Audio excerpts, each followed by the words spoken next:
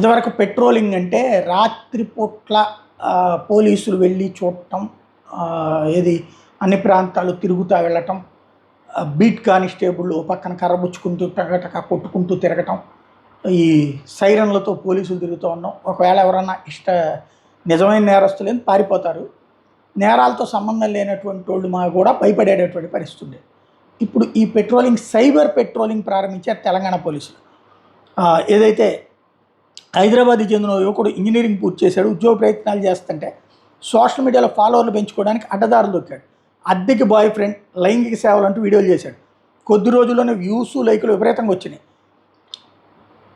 పోలీసులు గుర్తించి ఈ వీడియోలు వ్యభిచారాన్ని ప్రోత్సహించేలా ఉన్నాయంటూ కొత్తగా సైబర్ క్రైమ్స్ కింద కేసు పెట్టారు. ఎందుకంటే డైరెక్ట్ వ్యభిచారం అయితే కేసు కాదు కాబట్టి. నిజామాబాద్కి చెందినటువంటి కుర్రోడు డిగ్రీ పూర్తిగా కోచింగ్ సెంటర్ కోసం హైదరాబాద్కి వస్తే అమీర్పేటలో గదిలో ఉంటే అర్ధరాత్రి స్నేహితులతో తిరుగుతూ సరదాగా వీడియోలు చేసేవాడు. వీటికి వ్యూస్ పెరగడంతో అడ్డదారి దొక్కడం ప్రారంభించాడు. నగరంలోని ఫలానా ప్రాంతంలో వ్యభిచారం జరుగుతుందంటూ వీడియోలతో సహా చిత్రీకరించి పోస్టులు చేయడం ప్రారంభించాడు. దాంతో ఆ ఏరియా మహిళలకి ఇబ్బంది అయింది.